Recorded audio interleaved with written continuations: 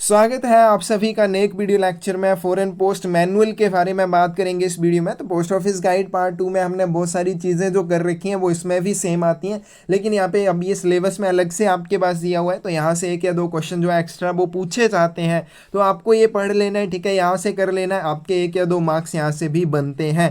तो चलिए शुरू करते हैं वीडियो, ठीक है। यहाँ पे मोस्टली जो चीज़ें पोस्ट ऑफिस गाइड पार्ट 2 में आई हैं उनको कवर हम नहीं करेंगे, सिर्फ वही चीज़ें करेंगे जो एग्जाम के पॉइंट ऑफ व्यू से फॉरेन पोस्ट मैनुअल में एक्सेट्रा ठीक है जो एक्स्ट्रा आपको करनी है सिर्फ उन्हीं को कवर किया जाएगा। तो चलिए वीडियो शुरू करते हैं। फर्स्ट यहाँ पे हमारे पास है यूपीयू। यूपीयू क्या होता है? Universal postal union. तो इसकी जो स्थापना है ये हुई थी 9 अक्टूबर 1874 को, ठीक है। ये स्थापना इसकी कब हुई, ये मोस्ट इंपॉर्टेंट है और बहुत बार एग्जाम में भी पूछा गया है। और दूसरा इसका जो हेडक्वार्टर है, हेडक्वार्टर इसका है वर्न स्विट्जरलैंड में। ये भी इंपॉर्टेंट है, ये भी बहुत बार पूछा गया है। लेकिन यहाँ पे जो एक्स्ट्रा, ये हमने पढ़ लिया पहले, हम कर चुके हैं, लेकिन जो एक्स्ट्रा चीज़ है granted freedom of transit with in territory of the union. तो यूपीयू क्या है? यूपीयू एक यूनियन है, ठीक है। यूनियन मतलब कि संघ है, इसमें आपके टोटल 192 कंट्रीज आती हैं। तो उन सभी देशों के भीतर आपको क्या मिल जाती है? फ्रीडम ऑफ ट्रांजिट, पारगमन की स्वतंत्रता मिल जाती है। यानी कि आप लेटर्स भेज सकते हैं, रिसीव कर सकते हैं। तो इस तरह से इसमें आपको क्या मिल जाता है? Freedom of transit. और इसी में आपके पास अंडर दी कन्वेंशन, और इसमें जो समझौता है उसके अंतर्गत क्या होता है? Each country keeps the postage it collects on international mail. तो जो भी कंट्री इंटरनेशनल मेल के ऊपर चार्जेस को कलेक्ट करती है वो उसको अपने पास रखेगी। Each country must pay other member country for the excess mail sent terminal dues. ये टर्मिनल ड्यूज क्या चीज़ होती है कि जितनी भी एक्सेस मेल होती है उसके जो चार्जेस बनते हैं वो क्या करता है देश दूसरे मेंबर कंट्री को देता है, ठीक है। जिसकी वो मेल होती है उस मेंबर कंट्री को देगा, उसको क्या कहा जाता है? टर्मिनल ड्यूज, ठीक है। Each country must pay other member country for the excess mail and जो भी एक्सेस मेल भेजी जाती है उसके लिए मेंबर कंट्री को क्या दिया जाता है? चार्जेस जो भी दिए जाएंगे उनको टर्मिनल ड्यूज कहा जाता है। और इसी के साथ ट्रांजिट चार्जेस जो होते हैं ये क्या होते हैं? Also for transporting mail across their border, ठीक है। अपने जो बॉर्डर है उनके आर पार अपनी डाक को ट्रांसपोर्ट करना, लेके जाना, कैरी करना, ठीक है। इस चीज़ के लिए जो चार्जेस होते हैं उनको क्या कहा जाता है? ट्रांजिट चार्जेस, ठीक है। Also for transporting mails across the border, ठीक है। बॉर्डर्स के अक्रॉस अपनी जो डाक होती है उसको ट्रांसपोर्ट करने के लिए जो चार्जेस लिए जाते हैं उनको ट्रांजिट चार्जेस कहा जाता है। तो ये दोनों टर्मिनल ड्यूज और आपके ट्रांजिट चार्जेस। और यूपीयू में टोटल मेंबर कंट्रीज हैं आपकी 192। दूसरा आपके पास आता है एपीपीयू, एशियन पैसिफिक पोस्टल यूनियन या फिर एशियन ओशियन पोस्टल यूनियन। तो ये दोनों ही इसकी फुल फॉर्म है, ठीक है। कई बार एग्जाम में आपके पास दिया होता है एशियन ओशियन पोस्टल यूनियन, तभी आपका एपीपीयू ही आएगा। तो ये हम कर चुके हैं। इसकी स्थापना 1961 में हुई। तब उसका हेडक्वार्टर कहाँ पे था? मनीला फिलीपींस में था जब इसकी स्थापना हुई। और भारत जो है उस समय तो इसका सदस्य नहीं था, भारत इसका सदस्य जो है वो बाद में बना 1973 में।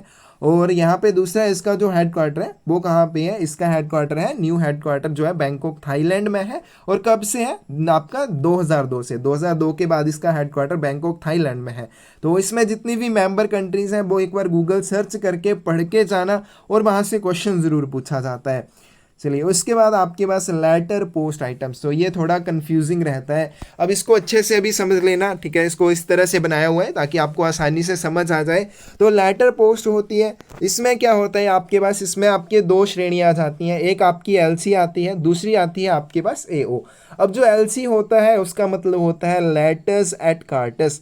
ये चीज़ याद रखनी है, लेटर्स एट कार्टस। और इसमें आपके दो प्रकार के लेटर्स आ जाएंगे, एक लेटर्स और पोस्ट कार्ड। अब क्योंकि फॉरेन पोस्ट में हमने पोस्ट ऑफिस गाइड पार्ट 2 में भी किया था कि जो आपकी लेटर पोस्ट होती है उसमें आपके लेटर्स भी आते हैं, पोस्ट कार्ड भी आते हैं, printed paper, small packet, literature for the blind. तो ये सारी चीज़ें किस में आ जाती हैं? लेटर पोस्ट में आ जाती हैं। तो क्योंकि फॉरेन पोस्ट में आपके पास दो ही श्रेणियाँ होती हैं, लेटर और पार्सल पोस्ट। तो लेटर पोस्ट में आपके ये सारे आ जाएंगे। अब इसमें क्या हो जाएगा? इसमें लेटर पोस्ट में भी दो श्रेणियाँ हैं, एक आपकी एलसी हमने कर ली, दूसरी कौन सी है? एओ। एओ क्या होती है? ऑटरस सब्जेक्ट। ये पूछा जाता है, इनकी फुल फॉर्म पूछ ली जाती है कई बार, ऑटरस सब्जेक्ट। तो ये हो गया।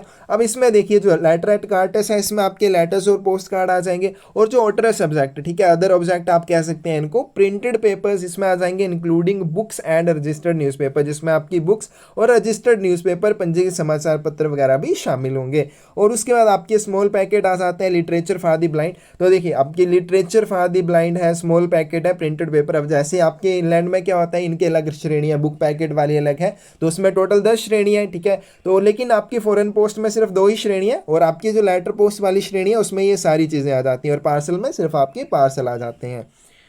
और एक चीज़ और, एक आपका क्वेश्चन था किसने पुट किया था, उसमें क्या बोला था कि एक क्वेश्चन आया हुआ था कि आपके जो कॉइन्स वगैरह होते हैं उनको कैसे भेजा जाता है। तो वहाँ पे था एक लेटर। देखिए जो लेटर पोस्ट है इसमें सिर्फ आप लेटर्स को ही, इन्हीं को ही आप इंश्योर करके भेज सकते हैं। तो ये मत समझना कि सिर्फ फॉरेन पोस्ट में आपके लेटर्स ही इंश्योर होते हैं, आप पार्सल को भी इंश्योर करके भेज सकते हैं। लेकिन जो लेटर पोस्ट वाली श्रेणी है इसमें सिर्फ आपके पत्र ही आप इंश्योर करके भेज सकते हैं, बाकी पोस्ट कार्ड, प्रिंटेड पेपर, ठीक है, स्मॉल पैकेट, इनको आप इंश्योरेंस करके नहीं भेज सकते। तो ये चीज़ ध्यान रखनी है, लेटर पोस्ट में लेटर्स की ही इंश्योरेंस की जा सकती है। आगे आपके पास फ्रीडम ऑफ ट्रांजिट, पारगमन की स्वतंत्रता। All countries in UPU are considered as part of single postal territory.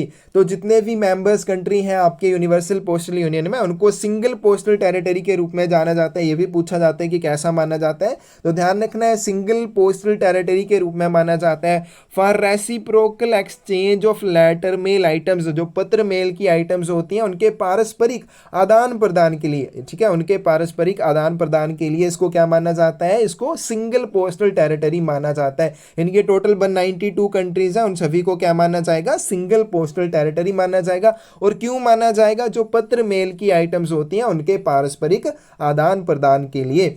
This concept realised through principles of freedom of transit. तो ये फ्रीडम ऑफ ट्रांजिट के थ्रू, ठीक है, इसको रियलाइज किया जाता है, उसके तहत इसको चलाया जाता है। चलिए उसके बाद आपके पास आता है ऑफिस ऑफ एक्सचेंज। तो ये तो हम एमटीएस के लिए भी करते हैं क्योंकि वॉल्यूम 5 में भी आता है, लेकिन यहाँ पे फिर से हम एक बार देखेंगे क्योंकि ये भी आपके फॉरेन पोस्ट मैनुअल में आ जाता है। तो ऑफिस ऑफ एक्सचेंज क्या होता है, विनिमय का कार्यालय से होता है। और पोस्ट ऑफिस, सॉर्टिंग ऑफिस और सेक्शन, सबसे पहले कई बार क्वेश्चन में ये भी पूछ लिया जाता है कि ऑफिस ऑफ एक्सचेंज कौन सा कार्यालय हो सकता है। तो ध्यान रखना है डाकघर भी, छंटाई कार्यालय और अनुभाग कोई भी हो सकता है। Which exchanges mail with offices in foreign countries, जो विदेशों में स्थित कार्यालयों के साथ डाक का आदान प्रदान करता है उसको क्या कहते हैं, उसको कहते हैं ऑफिस ऑफ एक्सचेंज, विनिमय कार्यालय कहते हैं। और उसके बाद आता है office of exchange of transit. तो ये क्या हो जाएगा, ऑफिसेज ऑन बॉर्डर। तो ये बॉर्डर पर स्थित कार्यालय होते हैं। Which only receive plus dispatch closed bag addressed to और receive for other offices of exchange in India. तो ये क्या करते हैं, ये क्या करते हैं, सिर्फ आपके फॉरेन कंट्री से बैग्स को प्राप्त करेंगे या फिर उनको प्रेषित करेंगे, लेकिन किसके लिए, जो दूसरे आपके ऑफिस ऑफ एक्सचेंज होते हैं भारत में उनके लिए, खुद के लिए नहीं, ठीक है। क्या हो जाएगा, which only receive plus dispatch close bags addressed to और receive from other offices of exchange in India. तो भारत में जो दूसरे आपके एक्सचेंज ऑफिसेज हैं, विनिमय कार्यालय हैं, उनके लिए जो आपके प्राप्त होते हैं दूसरे देशों से, कार्यालयों से आपके जो बैग होते हैं, तो वो यहाँ पे प्राप्त किए जाते हैं। Note close bags for foreign countries, तो विदेशों के लिए ये कोई भी थैलों को बंद नहीं करेगा। Note open inward foreign bags, और ना ही आपके फॉरेन से जो आपके इंडिया में आ रहे हैं बैग्स उनको खोलेगा, ना ही ये भेजेगा ना ही खोलेगा। सिर्फ ये क्या करता है, प्राप्त करता है और प्रेषित करता है, लेकिन किसके लिए, जो दूसरे एक्सचेंज ऑफिस होते हैं भारत में। Only exchange mails with carrier और ऑफिशियल ऑफ फॉरेन एडमिनिस्ट्रेशन, विदेशी प्रशासन के जो कर्मचारी होते हैं या वाहक जो होते हैं उनके साथ ही डाक का आदान प्रदान करता है। बस इतना सा इसका काम है। उसके बाद आता है आपके पास फॉरेन पोस्ट ऑफिस। तो ये देखना, ये एक वाले क्वेश्चन कॉमन से और ये बार बार पूछे भी जाते हैं। तो फॉरेन पोस्ट ऑफिस क्या होता है, ऑफिस ऑफ एक्सचेंज। तो इसमें क्या होता है, ये भी एक विनिमय कार्यालय, ठीक है। हमने ऑफिस ऑफ एक्सचेंज किया कि जो दूसरे देशों के साथ क्या करता है, डाक का आदान प्रदान करता है। तो फॉरेन पोस्ट ऑफिस, विदेशी डाकघर भी ऑफिस ऑफ एक्सचेंज है, ये भी विनिमय का कार्यालय है। Work of assessment of custom duty on foreign mails is carried out. इसमें एक्सेट्रा जो काम किया जाता है वो क्या किया जाता है, जो आपके फॉरेन मेल के आर्टिकल्स होते हैं उनके ऊपर कस्टम ड्यूटी को एक्सेस किया जाता है, ठीक है, असेसमेंट की जाती है। Maintain all accounts relating to custom duty, और कस्टम ड्यूटी से संबंधित सभी अकाउंट को मेंटेन करने का काम ये करेगा। और उसके बाद आता है आपके पास फॉरेन पोस्ट ऑफिस, उप विदेशी डाकघर।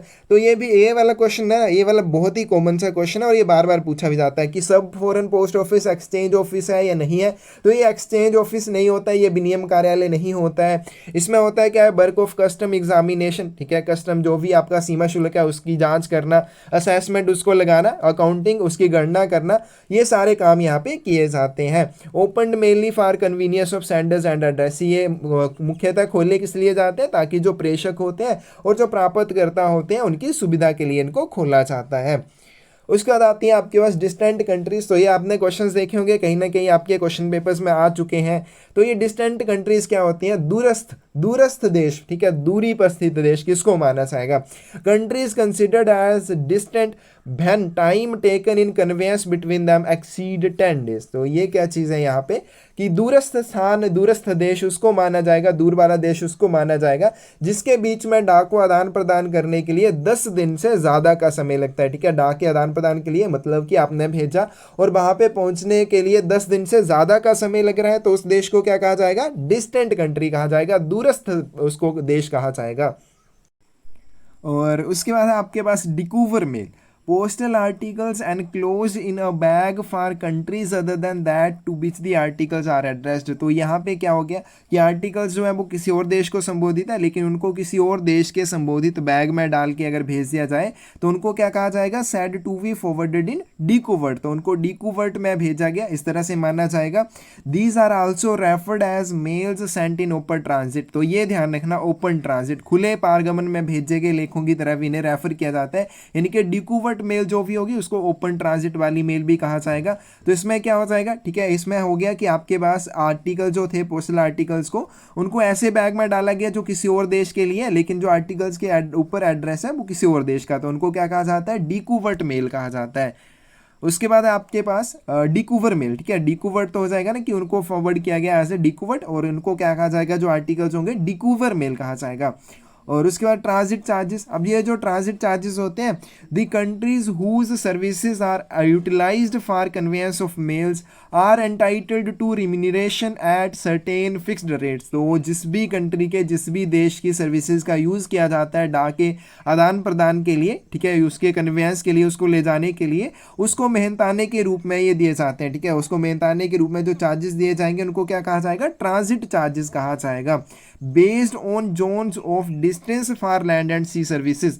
और ये किस हिसाब से डिपेंड करता है, क्योंकि अभी जो भी इसमें यूपीयू में मेंबर कंट्रीज होंगी उनको जोन्स में डिवाइड किया जाता है, तो जोन्स के डिस्टेंस के हिसाब से, ठीक है, उसके हिसाब से ही वाले चार्जेस जो है वो लिए जाएंगे। तो ये ट्रांजिट चार्जेस याद रखना है, ये किसको दिए जाएंगे, जिस भी देश की सर्विसेज का यूज़ किया जाता है डाक की कन्वेंस के लिए, उसको ले जाने के लिए, उसको मेहनताने के रूप में जो चार्जेस दिए जाते हैं, फिक्स्ड रेट होते हैं ये, और उन चार्जेस को क्या कहा जाता है, ट्रांजिट चार्जेस कहा जाता है। उसके बाद आपकी आती है सॉर्टिंग लिस्ट और सर्कुलेशन लिस्ट। जो सॉर्टिंग लिस्ट होती है, छंटाई सूची, तो ये क्या होती है, name of post offices and offices of exchange in foreign country, विदेशों में स्थित डाकघर और ऑफिस ऑफ एक्सचेंज यानी कि विनिमय कार्यालय, for which direct bags are closed, जिनके लिए सीधे बैग बंद किए जा सकते हैं, और from which direct bags are received, और जिनसे डायरेक्ट बैग प्राप्त किए जा सकते हैं। तो क्या हो जाएगा आपके पास, जो सॉर्टिंग लिस्ट वगैरह होगी, सर्कुलेशन लिस्ट, इसमें क्या दर्शाया जाता है, उन डाकघरों और विनिमय कार्यालयों के नाम जो विदेशों में स्थित होते हैं, जिनसे आप डायरेक्ट बैग प्राप्त कर सकते हैं, जिनके लिए डायरेक्ट बैग्स को क्लोज किया जा सकता है। Route by which bags are transmitted, और उसके साथ और क्या चीज़ होगी, वो रूट भी साथ में होगा जिसके थ्रू इनको भेजा जाएगा, ठीक है, जो डाक होगी इनको ट्रांसमिट की जाएगी, यानी कि किस रास्ते से भेजी जानी है वो भी इसमें रहेगा। अमेंडमेंट टू दिस लिस्ट, और इस लिस्ट में अगर कोई भी अमेंडमेंट करनी है only on basis of orders issued by director general, तो ये सिर्फ डायरेक्टर जनरल के निर्देशों के, उसके आदेश के बाद ही ऐसा किया जा सकता है। अगर इसमें कोई अमेंडमेंट होगी तो वो डायरेक्टर जनरल के निर्देशों के बाद होगी।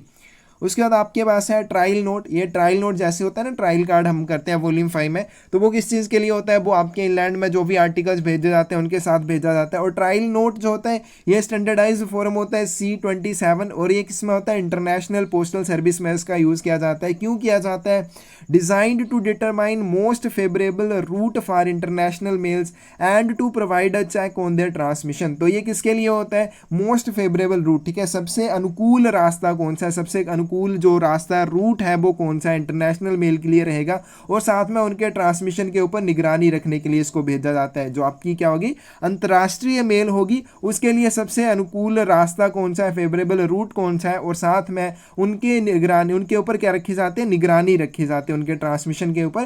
तो ट्रायल नोट का इसके लिए यूज़ किया जाता है। Trial note received from other countries, ये इंपॉर्टेंट पॉइंट है। विदेशों से प्राप्त जो ट्रायल नोट होगा should be returned duly completed by next mail. तो इसको क्या किया जाएगा, इसको अगली मेल के द्वारा उसको ड्यूली पूरी तरह से कंप्लीट करके इसको वापस भेज दिया जाएगा। ठीक है, जब आपको प्राप्त हो गया एक बार आपका ट्रायल नोट, इसको पूरी तरह से कंप्लीट किया जाएगा और अगली मेल के दौरान इसको भेज दिया जाएगा। उसके बाद है आपके पास custom clearance charges. Custom clearance charges collected by the administration of destination. तो गंतव्य के प्रशासन के द्वारा ये कलेक्ट किए जाते हैं in India. This fee is levied only on parcels on which custom duty is payable. और भारत में भी ये वाले चार्जेस लिए जाते हैं, और कब लिए जाते हैं, जो पार्सल होते हैं जिनके ऊपर कस्टम ड्यूटी सीमा शुल्क लगना होता है, सिर्फ उन्हीं के लिए ये लिए जाएंगे। तो ये चीज़ ध्यान में रखनी है, सिर्फ पार्सल्स के ऊपर लिए जाते हैं जिनके ऊपर कस्टम ड्यूटी पेएबल होगी, उन्हीं के ऊपर कस्टम क्लियरेंस चार्जेस भारत में लिए जाएंगे। उसके बाद आपके आते हैं डिलीवरी चार्जेस, हमने टर्मिनल ड्यूज़ कर लिया, ट्रांजिट चार्जेस कर लिए। ये वाले जितने भी चार्जेस हैं इंपॉर्टेंट है, एक आधा क्वेश्चन यहाँ से ज़रूर पूछा जाता है और बहुत सारे क्वेश्चन पेपर्स में पूछा भी गया है। अब ये डिलीवरी चार्जेस क्या होते हैं, हमने ट्रांजिट चार्जेस कर लिए, ठीक है, टर्मिनल ड्यूज़ किए। अब यहाँ पे डिलीवरी चार्जेस आ गए हैं। वितरण शुल्क क्या होता है, चार्जेस में be collected by administration of destination when parcel tendered for deliver eight address. तो यहाँ पे क्या हो गया कि जो पार्सल था उसका वितरण कहाँ पे कर रहे हैं, अगर उसके प्राप्तकर्ता के पते पर कर रहे हैं तो ऐसी स्थिति में डिलीवरी चार्जेस, वितरण शुल्क लिया जाता है। और कौन लेता है, ये ऑब्वियसली एडमिनिस्ट्रेशन ऑफ डेस्टिनेशन, क्योंकि उसके कर्मचारी जाके अगर वितरण करेंगे तो चार्जेस भी तो वही लेंगे ना। तो इसलिए क्या हो जाएगा, डिलीवरी चार्जेस कब लिए जाते हैं, जब आपका जो भी सामान है उसको वितरित किया जाए प्राप्तकर्ता के एड्रेस के ऊपर, तो ये लिया जाता है। In India no such fees levied, इसमें भारत में कोई भी इस तरह के चार्जेस नहीं लिए जाते हैं, इनका वितरण फ्री ऑफ चार्ज किया जाता है। डिलीवरी चार्जेस अदर कंट्रीज में लिए जाते हैं। रीपैकिंग चार्जेस, तो ये हम कर चुके हैं पोस्ट ऑफिस गाइड पार्ट 2 में भी, लेकिन यहाँ पे क्या दिया हुआ है, collected by administration of first of the countries on the territory of which a parcel had to be repacked. तो यहाँ पे हमने कि मैंने बताया ना कि जैसे इसको क्या किया जाता है, टेरिटरी में माना जाता है सिंगल पोस्टल टेरिटरी। तो जो भी पहला देश आएगा जहाँ पे पार्सल को रीपैक करना पड़े। अब रीपैक क्यों करना पड़ता है, कई बार पार्सल रास्ते में जाते हुए फट जाता है या उसका लगता है सामान गिर जाएगा, तो ऐसी स्थिति में पोस्ट ऑफिस के द्वारा उसको रीपैक किया जाता है, दोबारा से उसकी पैकिंग की जाती है। तो इसके लिए जो चार्जेस होते हैं उनको कहते हैं रीपैकिंग चार्जेस। और एक और इंपॉर्टेंट चीज़ वो ध्यान में जो आपको रखनी है कि जो आपके रीपैकिंग चार्जेस होते हैं किसी भी पार्सल के ऊपर सिर्फ एक ही बार लगाए जा सकते हैं पोस्ट ऑफिस के द्वारा, ठीक है, इसके ज़्यादा नहीं लगेंगे, सिर्फ एक बार लगेंगे। और this fee is levied by India, और भारत में ये वाले चार्जेस भी लिए जाते हैं। अगर पार्सल को रीपैक करना पड़े तो भारत ये वाले चार्जेस लेगा ही लेगा। और उसके बाद आते हैं आपके स्टोरेज चार्जेस। स्टोरेज मतलब भंडार करके रखना, ठीक है, उनको भंडारित करके रखना। Levied by administration of destination on every parcel which has not been taken possession of within the prescribed period.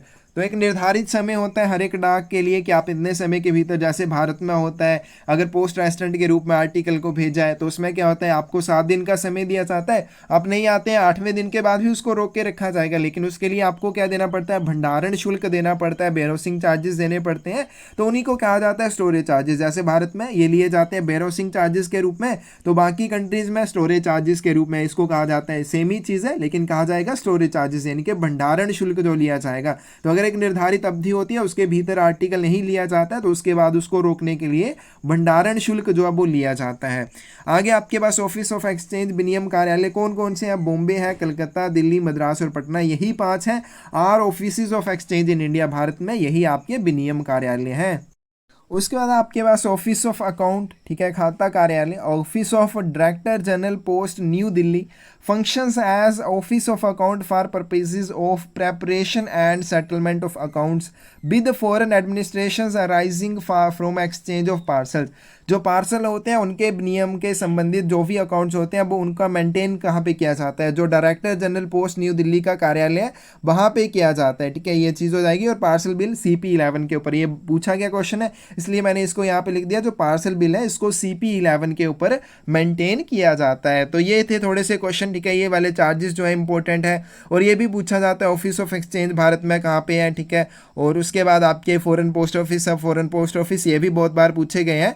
तो आपने इन सभी को कर लेना एक बार अच्छे से। ठीक है, अभी यहाँ पे 1 या 2 क्वेश्चन आने वाले हैं, तो उसी हिसाब से इसको एक बार पढ़ लेना। अगर इसमें से आ जाए तो ठीक है, नहीं आए तो फिर क्या कर सकते हैं। लेकिन इसमें बाकी जो भी है पोस्ट ऑफिस गाइड पार्ट 2 वाला सिलेबस जो है वो कवर होता है। ठीक है, कब आपकी कितने चार्जेस लिए जाते हैं, कितना किलोग्राम तक भेज सकते हैं, तो बहुत सारी चीज़ें इसमें भी आती हैं। लेकिन हम पोस्ट ऑफिस गाइड पार्ट 2 में कर चुके हैं, तो फिर बार बार करने का कोई फायदा नहीं है। तो आप इसको कर लेना। इसमें से एक आधा नंबर आपका आ गया तो, क्योंकि आपको पता है ना, एक नंबर से आपकी मेरिट में आप नहीं रह जाते हैं या आप सिलेक्शन हो जाती है आपकी, तो उस हिसाब से इसको एक बार देख लेना। एक भी नंबर आ जाता है यहाँ से तो बहुत होगा वो। ठीक है फ्रेंड्स, थैंक यू।